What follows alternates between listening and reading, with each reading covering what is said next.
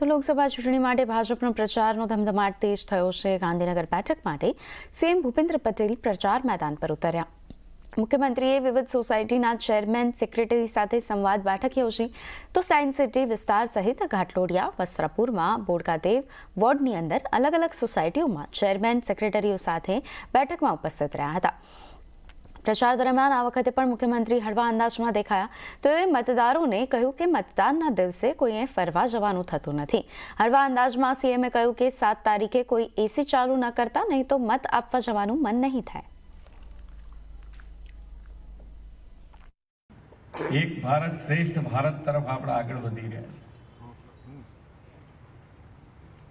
વિકાસની રાજનીતિ પરફોર્મન્સ આધારિત રાજનીતિ આજે શરૂ થઈ। નહીં તો પહેલા ઇલેક્શનો આવતા કયા મુદ્દા આવતા તમારી પાસે? આજે આપણે અર્થતંત્રની વાતો કરીએ છીએ કે પહેલા નહીતર આપણા દેશનું અર્થતંત્ર ક્યાં જશે એ પહેલા ચિંતા હતી। હવે 5માંથી 3જા ઉપર ક્યારે આવશે એની ચર્ચા છે। આ 10 વર્ષનો બદલાવ છે આપણો।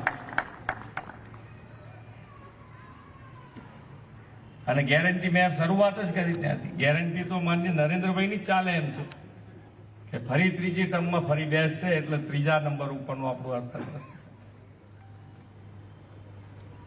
અને અર્થતંત્ર એટલે અહીંયા બધા બિઝનેસમેન બધા બેઠેલા છે।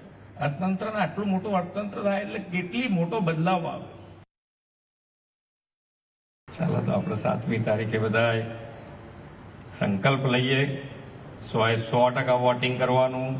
સવારે વહેલું વોટિંગ કરી દેવાનું એટલે ભાઈ બપોર પછી પિક્ચર સારું આવે તો ઉભા થવાનું મન ના થાય, એવું ના થાય એટલે પિક્ચર ચાલુ જ ના કરતા પહેલા એસી ચાલુ નહીં કરવાનું। અત્યારે તો બધાને એસી નું મેઇન છે। એસી ચાલુ ના કરો તો વોટ આપવા જવાય ફટાફટ। બહાર ફરવા જવાના હોય તો હું દરેક જગ્યાએ કીધું છે કે ભાઈ 7મી તારીખે જો ટિકિટ તમારી આવી હોય તો ફેરફાર કરાવવાનો છે બધા ભેગા થઈ।